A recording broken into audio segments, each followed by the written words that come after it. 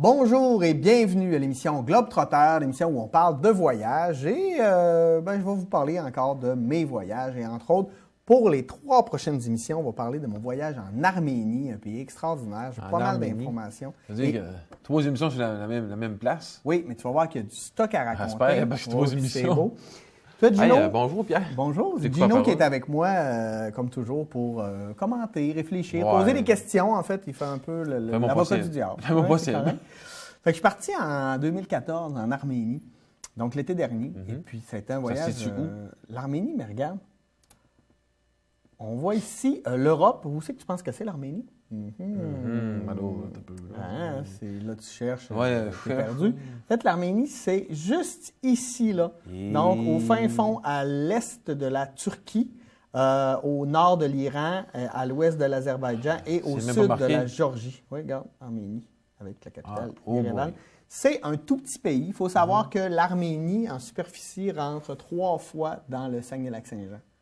Donc, c'est relativement un c'est petit vraiment pays. petit. C'est un peuple assez intéressant parce que c'est le premier peuple chrétien. En 300, c'est le premier pays à avoir comme religion d'État le catholicisme, qui est devenu la religion apostolique, là, une branche du catholicisme. C'est là où Noé se serait échoué avec son arche sur le mont Ararat. Supposé. Ouais. Il faut savoir que l'Arménie, ça a déjà été très, très grand. On retrouve des vestiges de la civilisation arménienne, de la Mongolie à la Turquie. C'est fait, ça veut dire qu'on rapetisse pas mal. Oui, c'est ça. Puis, je vais expliquer un peu à travers de l'histoire, là, parce qu'il est arrivé des événements, entre autres le génocide arménien il y a 100 ans, etc. Et pourquoi aujourd'hui le pays est tout petit. Mais à l'époque de la Grande Arménie, là, ça prenait la moitié de la Turquie et puis ça allait pas mal plus haut que ça. On voit ici le pays de manière plus grande. Nous, on fait la capitale Yerevan. Surtout aujourd'hui, on va parler de Yerevan. Puis, mais sinon, on est allé jusque dans la partie qui est du Haut-Karabakh. On est allé au nord, au lac Sevan, un peu partout. Espérant que ça va vous intéresser. Notre départ, on s'en va à la capitale qui s'appelle Yerevan ou Erevan en français. Quand même une certaine bonne communauté. Ici, pourquoi je mets cette photo-là? C'est pour vous montrer les cafés arméniens. Parce que, tu vois, ici, on prend du café, on est habitué. Les cafés arméniens sont tout petits, un peu comme les expressos, mais ils sont comme bouillis dans des cafetières spéciales. Et il y a un mât de café, on appelle ça un mât, en fait, mais c'est une espèce de couche de café dans le fond. Et faut pas que tu le boives. C'est pas bon. C'est assez intense. Pourquoi tu l'as bu, toi? Oui, là, quand tu le sais pas, tu le prends. Jusqu'à la Puis, à un dernière moment donné, goutte. Jusqu'à la dernière goutte. T'es quasiment pâteux dans ta bouche. Là. OK. Mais, C'est pas filtré, t'as dit. Ouais, non, c'est pas filtré. Café filtré. C'est ça. Ça, c'est la place où on habitait. Ah, c'est beau. C'est beau en partie, mais vous voyez les barres d'immeubles comme ça. Il faut savoir que l'Arménie, ça fait partie, en fait, de l'Union soviétique. Moi, je suis fait pour dire, ça ressemble au moment où je t'ai montré l'autre fois. Ben oui, c'est ça. Ces blocs-là, on trouve ça partout dans l'ex-empire soviétique. Il faut comprendre ce qui est particulier de l'Arménie, c'est que même si ça a été un très grand pays, à partir du 15e siècle, l'Arménie n'existe plus. Bon. Ça devient, c'est conquis par les Perses, ensuite les Ottomans, qui sont les Turcs, là, pour finalement être dans l'Union soviétique. Et en 91, ils retrouvent leur indépendance, puis ils ont préservé leur alphabet, ils ont préservé leur langue, tout ça, même religion. après. Ouais.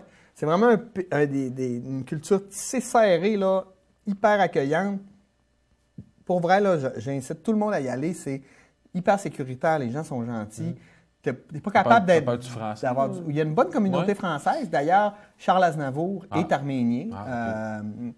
C'est pas mal intéressant. Et là, on peut voir une partie. Et de l'autre côté, là, on peut voir la ville. C'est mieux la nuit. Oui, ben, c'est souvent... À cause des lumières. Ouais. Non, c'est quand même une belle ville. Là, ici, on voit l'opéra. Et ce qui est particulier, beaucoup dans les pays de l'Est qu'on voit moins ici, c'est les sculptures. Là-bas, tu vois, écoute, il y a quasiment une sculpture au coin de rue. Là, à la place de mettre un arbre, ils mettent une sculpture. Tous les personnages principaux. L'avantage, c'est que tu n'as pas d'affaire à le couper à tous les ans. Non, non. On n'a pas loin de mondains sculpture. C'est ça. Donc, c'est vraiment... c'est très, très, très joli. Tu vois de quoi ça a l'air, en fait, les coins de rue. Fait que tu vois l'alphabet arménien. Tu es capable de voir là. Mais tu as 2 dialectes. En fait, c'est traduit en alphabet latin en dessous maintenant. Puis, mais à une certaine époque, tu avais juste l'arménien ou le cyrillique, là, qui était le russe, en fait. Là.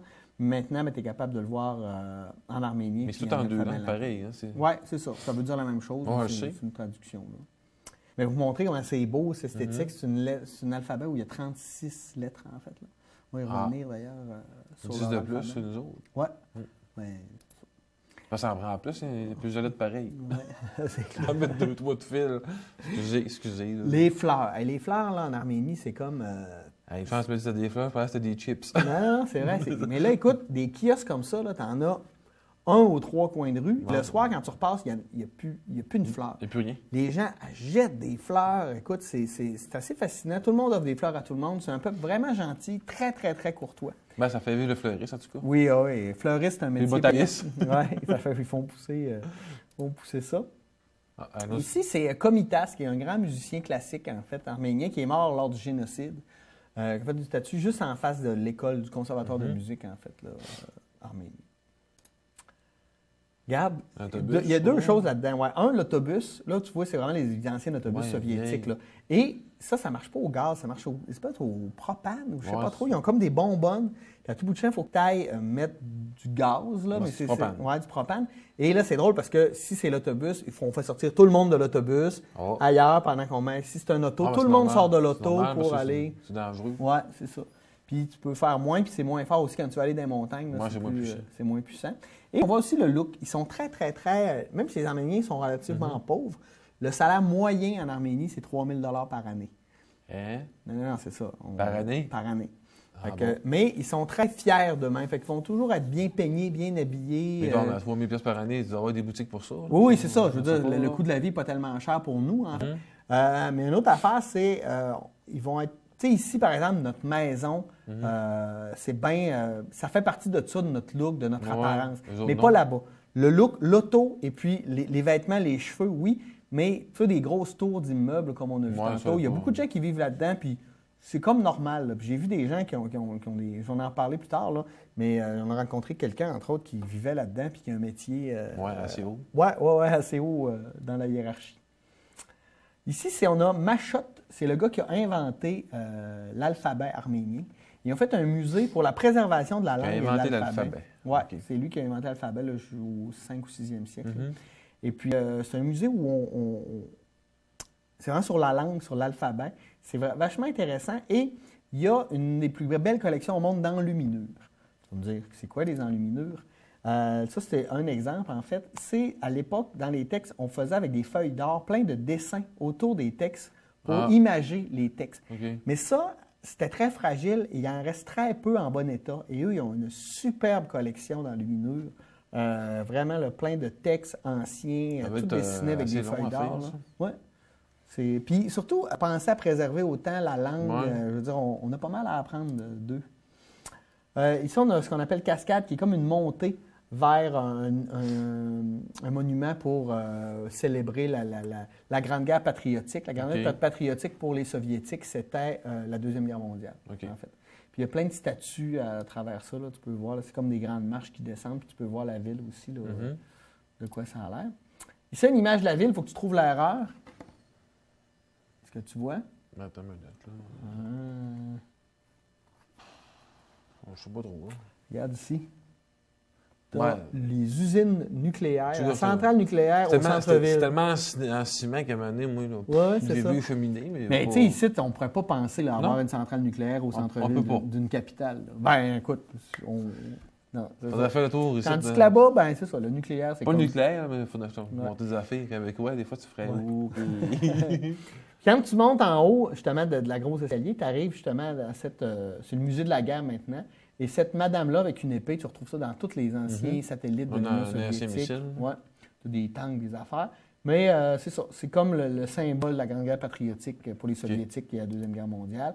Puis tu vois vraiment là l'influence de l'art du Moyen-Orient, mais mélangée avec l'art soviétique. Là. Fait que c'est vraiment particulier. Le cep et la fossile, le marteau. Là.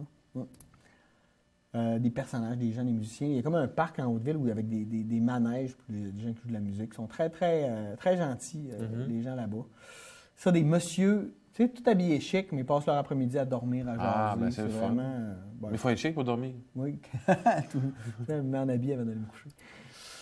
Et là, il y a un parc d'attractions. Et là, ceux qui ont peur de la ronde, là, vous n'iriez pas là. C'est tout croche. Il n'y a pas grand sécurité. Pas grand sécurité. Les gars, ils te laissent là pendant 5-10 minutes à tourner. Écoute, peu importe si tu cries.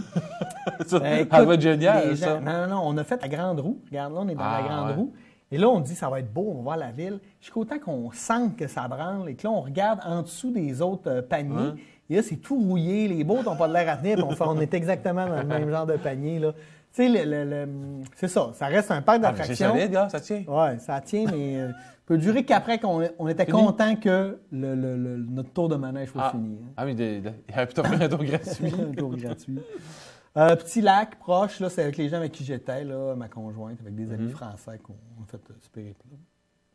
C'est le fun, un petit lac. Tu peux Ta conjointe, c'est celle-là avec des lunettes. Ah. Ça, je vous l'ai vu, c'est drôle, j'ai vu ça sur Facebook. Ben oui, c'est ça, c'est mon... C'est amusant, c'est amusant. Ce qui est particulier, c'est que là, on est dans un restaurant, on mange, et il n'y a personne parce qu'on est trop de bonheur. Puis eux, ils appellent le musicien. Lui, il arrive, il s'assoit à côté de nous autres, il nous dit « Venez vous asseoir à côté du piano pour manger là. » Il nous joue de la musique, il nous dit « Qu'est-ce que vous voulez, qu'est-ce que vous voulez? » Ils sont vraiment altruistes, ils pensent aux autres tout le temps. Puis lui, il ne nous demande pas une scène, il ne demande rien. Là. Il vient jouer, même s'il n'y a personne, il nous joue « Qu'est-ce que vous voulez entendre? » Il nous joue des chansons, c'est vraiment particulier. Tu sais, tu as l'architecture un peu des églises, des monastères arméniens. Il y en a beaucoup, beaucoup dans le territoire. Ils sont tous dans des endroits, écoute...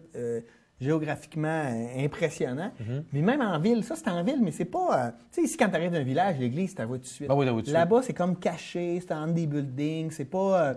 il y a comme un respect. C'est pas la première chose que tu vois. Non, puis quand tu rentres dans une église, là, t'es pas... ceux qui sont déjà là à Paris, maintenant à Notre-Dame, ou même à Basilique, on est quasiment l'impression d'être d'un centre d'achat.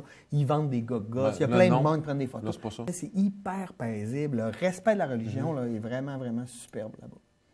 Là, on est comme dans la grande place où il y a les musées, le Parlement, etc., vieilles dames.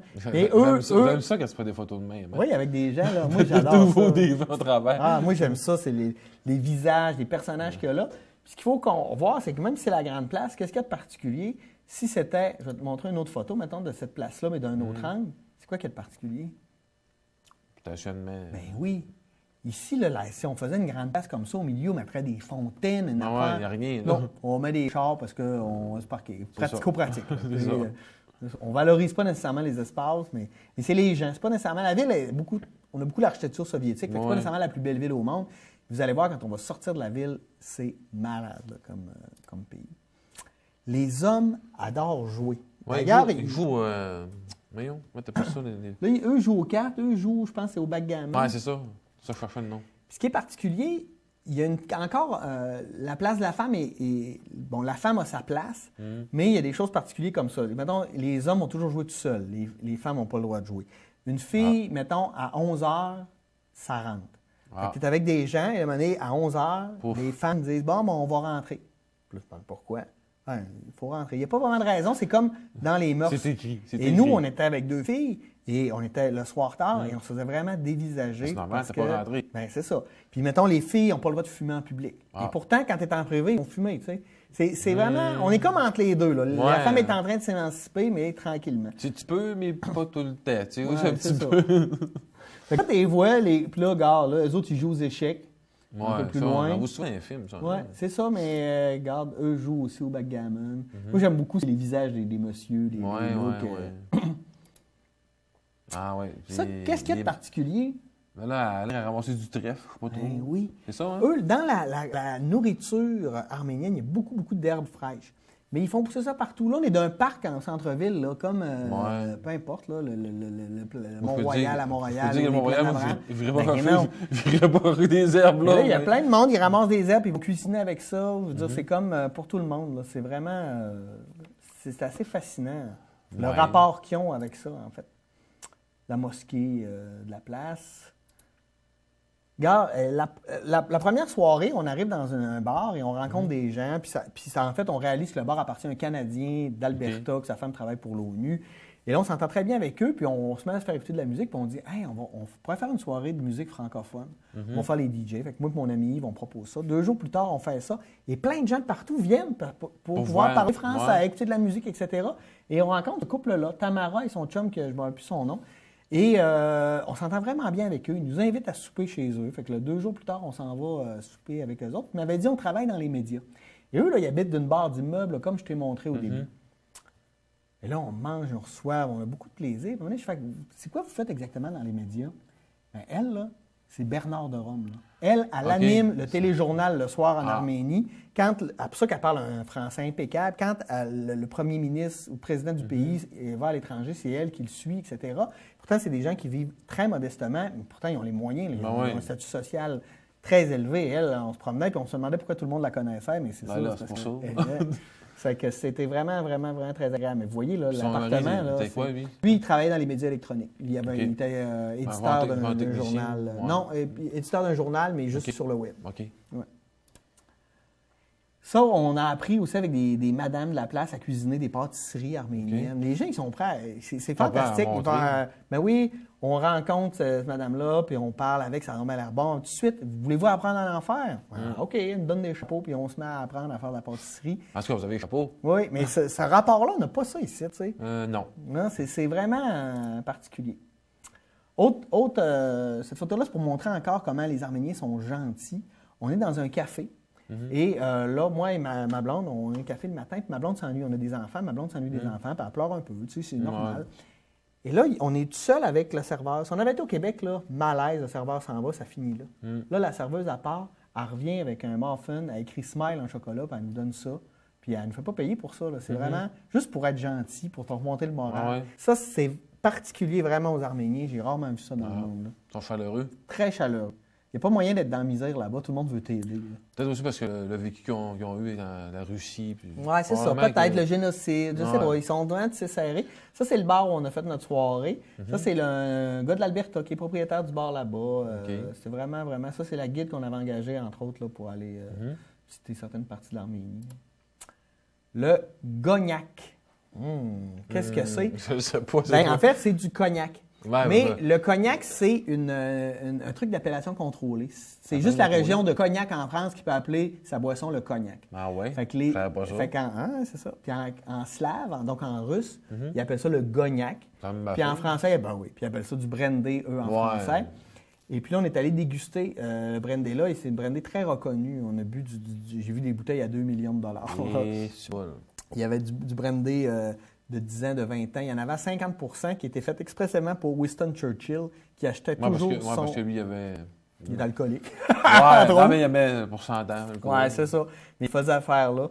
C'était vraiment... Là, on voit la fabrique, c'est quand même assez gros. Là. Fait que ça, c'est... Puis là, on apprenait vraiment comment boire le cognac. Comme que dans un ballon, il faut vraiment que tu mettes ça de cognac. C'est comme ça que tu sais la quantité de cognac que tu peux boire. C'est si gros de bord. Oui, écoute, c'est ça. Pour en tout cas, respirer la robe, tout ça. Et ça, c'est assez trippant parce que quand tu fais la visite là-bas, c'est pas très long. Ils ne t'expliquent pas pendant des heures comment ça se fait. Il y a pas d'écriture. Oui. C'est que l'Arménie et l'Azerbaïdjan, ils ont eu un conflit sur le Haut-Karabakh. Je vais en reparler un peu plus loin, peut-être dans la prochaine émission. Ce baril-là est quelque chose de spécial. Oui, c'est ça. Et quand il y a eu le cessez-le-feu en 1994, il n'y a pas de traité de paix. Donc, ils sont techniquement encore en guerre, mais il y a un cessez-le-feu. Et la compagnie a décidé de brasser un cognac spécial qui va ouvrir juste quand il va y avoir un traité de paix de signé. Ah, il n'est pas signé encore? Non. Ça fait 20 ans. Ça fait 20 ans. Techniquement, ils sont toujours en guerre. Oui, c'est ça. Mais ils sont en guerre. C'est bien en guerre, mais ils ne sont plus. Mais tu vas voir, je vais en reparler plus tard. Là, c'était un peu compliqué. Et là, tu as des belles salles. La visite n'est pas très longue, tu expliques des choses, mais après ça, ils t'amènent d'une salle et ils font goûter plein de sortes de cognac. C'est vraiment, vraiment... Tu vois ta différence au moins? J'ai des vidéos, là, puis on goûte le cognac, puis tout ce qu'on a à dire, c'est rien. On fait... C'est juste bon. C'est vraiment écœurant. Mais entre, là... entre, mettons, un 20 ans d'âge, puis un 2 ans, mettons. Oui, tu vois vraiment la différence. Puis même entre le 40 puis le 50 c'est ça que tu veux, là. Tu le goûtes. Oui, tu le goûtes. Génocide. Il y a 100 ans, il y a eu un génocide... Tout le monde ne connaît pas ça. Là. Oui. Tous les jeunes, là. C'est quoi un génocide? Génocide, c'est quand un peuple décide d'éliminer un autre peuple. Bon. Comme par exemple, l'exemple qu'on a souvent, c'est les Juifs durant la Deuxième Guerre mondiale. Ce qu'il faut comprendre, c'est que Hitler et les nazis se sont inspirés du génocide arménien pour planifier leur génocide envers les Juifs. La White Power. Ouais. Ce qui se passe, en fait, on est à la Première Guerre mondiale, donc en 1915. Et les Arméniens qui sont à l'intérieur de l'Empire ottoman décident de prendre pour les Russes, donc de se battre du côté des Russes qui se battent avec les Français et les Anglais, en se disant, si on gagne avec les Russes, on va réavoir un pays. Ce qui était presque le cas. Là. Ils ont été intégrés dans l'Union soviétique, mais en tout cas. Mais il y a beaucoup des Arméniens qui étaient dans la partie turque de l'Empire ottoman. Et là, ils ont décidé de déporter ces Arméniens-là vers le désert de Syrie, qui appartenait aussi à l'Empire ottoman. et de les éliminer. Donc, il y a 1,5 million d'Arméniens qui sont morts, puis 1 million d'Arméniens qui ont été exilés à travers le monde. Et encore aujourd'hui, la frontière entre la Turquie et l'Arménie est fermée. C'est moins pire que tu m'as montré l'autre fois. Oh, oui, non, c'est quand tu parles d'Auschwitz, là. Ouais. Non, c'est vraiment intense. Et puis, même, c'est ça, ce camp-là de la mort qui est en Syrie, Hitler est allé le visiter pour s'inspirer et préparer la solution finale. OK. Fait que c'est très touchant. Puis la frontière entre les deux pays. Non. La frontière maintenant de la Turquie et l'Arménie est encore fermée parce que la Turquie ne veut pas reconnaître qu'ils ont fait un génocide. Ils disent c'est pas vrai. Mais tous les pays du monde le reconnaissent sous presse. Puis il y a un mémorial qu'ils font pour rappeler au monde qu'il y a eu un génocide. Puis c'est super simpliste. C'est juste des pierres debout avec un feu. C'est très tranquille. Tu sais, moi, je pensais qu'il allait y avoir des plaques pour dénoncer. Non, rien. C'est vraiment un lieu de recueillement. Puis ça marche. On est arrivé là, il faut prendre une grande marche au milieu d'un parc, c'est assez loin, puis on est arrivé là, puis on se parlait pas, tu sais, c'est comme... Mais toi, tu t'attendais à plein d'affaires. Ouais, mais sauf que, c'est ça, on a pris ça comme c'était, là, tu vois, il y a comme une flamme avec des fleurs qui sont déposées au centre. Mais la flamme, elle continue. Elle continue? Ouais. Puis de loin, là, regarde, c'est comme bien simple, là, comme structure. Là. On veut pas... c'est ça, rien de compliqué. Là, je t'amène à Vernissage. Vernissage, c'est le marché. C'est comme là-bas, ils n'ont pas de centre d'achat. C'est des marchés à ciel ouvert. Puis il y a de tout, là. Tu peux acheter n'importe quoi. C'est assez trippant. Là. Tu vois, il y a des couteaux, des poteries. Tu peux acheter des flûtes, des portefeuilles. Écoute, plein d'affaires. J'ai vu même des casses nazis. J'ai vu des fusils, des couteaux. Non, mais tu sais, c'est des médailles, regarde. Puis, tu sais, c'est comme en plein air. Et ce qui est particulier, d'habitude, quand on va dans un marché, même ici, là, on s'est beaucoup sollicité. « Hey, veux-tu ci, veux-tu ça? » Les Arméniens, là, non. Non, ils t'écœurent pas. Ils t'écœurent pas. Approche-toi, là. Même si tu t'approches, ils t'écœureront pas. Pose une question, ils vont te répondre, ils vont te sortir, ils vont prendre le temps de t'expliquer, c'est pas pressant, mais ils te sollicitent pas. Et c'est très, très, très le fun pour le tourisme. De sentir que tu es respecté, en fait, là-dedans. Là. Les messieurs qui vendent des bagues. Mais tu sais, c'est relax, là. Ils sont là, ils lisent le journal, ils vendent des affaires... un peu de n'importe quoi. Regarde, là, t'es la boucherie. Ça, c'est fun. Non, mais en plein air, on n'est pas habitué de voir ça. Au Québec, on ne verrait pas ça, hein? Jamais. Mais pour là-bas, pour eux, c'est complètement normal. Il n'y a personne qui... En plus, tu as des mouches fournies avec, en plus. Oui, c'est ça. C'est fun. Bien, pas comme ça s'il n'y avait pas de mouches. Ah non, mais c'est un supplément, en tout cas. Un supplément. Là, la vieille madame avec ses carottes, ses gros choux. Tu sais, elle n'a pas grand-chose, mais là, avant ses affaires, le monde passe, elle jette. Beaucoup de semoules, de grains, tout ça, c'est... Puis ça coûte rien. Des pâtes. Quand tu vois 25 cents, mettons, ça veut dire que ça vaut... c'est 25 cents. De la livre ou... 25 cents du kilo, je pense. Hein? Oui, parce que c'est pas le système... c'est le système métrique, donc c'est kilo. C'est kilo? Tu sais, ça coûte rien là-bas. Là. C'est vraiment... Mais c'est sûr que si tu vas dans un marché et tu fais ta cuisine, ça te coûte moins cher que si tu vas au restaurant. Mais même dans les restaurants, là, on se mentira pas, là, ça coûte pas cher. Si vous voulez voyager pas cher, là, c'est là que ça se passe. Puis on bouffe quoi là-bas? Beaucoup de choses, beaucoup de soupe, beaucoup de boches, de viande, écoute, plein de choses, mais apprêtées différemment. Tu as beaucoup, mettons, tu vas avoir des cornichons à l'intérieur des repas, tu vas avoir du poisson, beaucoup d'agneaux. Frère malheureux, non, mais c'est ça. Et je vais finir avec celle-là pour la première partie de... Parce que là, on a fini à Erevan. Moi, cette image-là dit tout. Mais c'est quoi le monsieur qui est là, et il y a un cœur de bœuf. C'est tout ce qu'il y a avant. C'est tout ce qu'il y a avant. Tout ce qu'il y a avant. Il est là, les gens passent, le regardent, puis tu fais, va-t-il vendre son cœur de bœuf? Puis la monnaie là-bas, c'est quoi? Le drame. Le drame? Oui. Le drame arménien. Écoute, c'est vraiment pas cher. Pour ceux, par exemple, mon ami qui est avec moi, mon ami Yves qui est avec moi, lui, il est fumeur dans la vie. Et puis un carton de cigarettes avec 10 paquets, ça coûtait moins de 3 $. Ouais, puis là-bas, tu as 2 paquets de plus. Ouais, écoute. C'est tu as reçu vite. Ouais, effectivement. Juste pour vous dire, là, c'est vraiment... c'est assez fantastique pour voyager pas cher. Puis les gens sont vraiment... C'est pas fait d'avoir ma cassette de poumon, c'est pas cher. Ouais. C'est 3 piastres. Là-dessus, merci d'avoir été des nôtres. Et puis on se retrouve la semaine prochaine pour la suite du voyage en Arménie. On va sortir de la capitale. Je vais vous amener voir des choses assez hallucinantes. Merci. Merci, Jimmy. C'est bon, salut. Bye bye.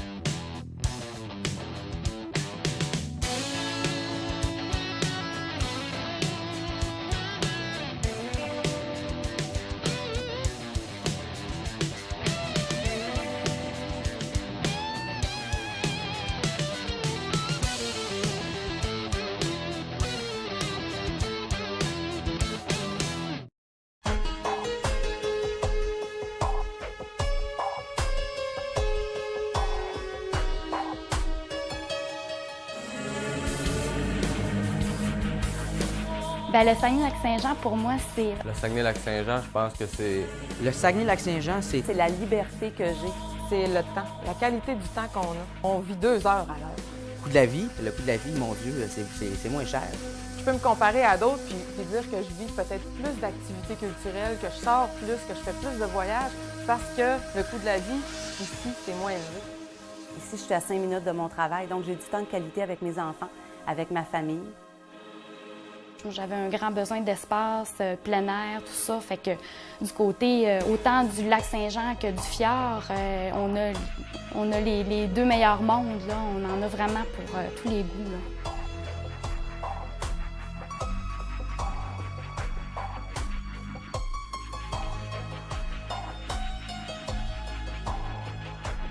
Le Saguenay-Lac-Saint-Jean, c'est une terre d'accueil, c'est un milieu de vie où tout est possible, où il y a une culture incroyable et où il fait bon vivre. Ce que je trouve exceptionnel, c'est la fierté des Bleuets d'être Bleuets.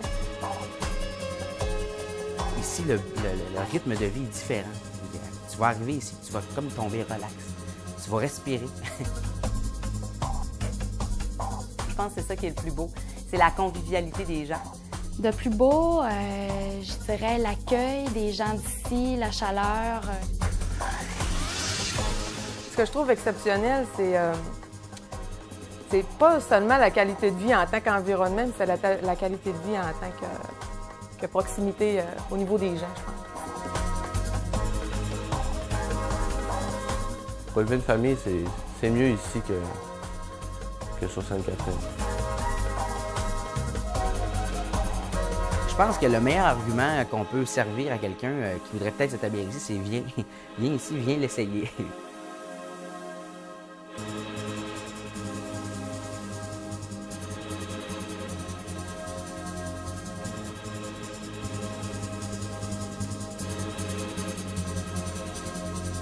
C'est simple, dans le fond. Je pense que la région du Saguenay-Lac-Saint-Jean, c'est simple d'y vivre. Ouais, le Saguenay-Lac-Saint-Jean, c'est la simplicité que j'aime. Saguenay-Lac-Saint-Jean. Ouais. Je pense que c'est ça.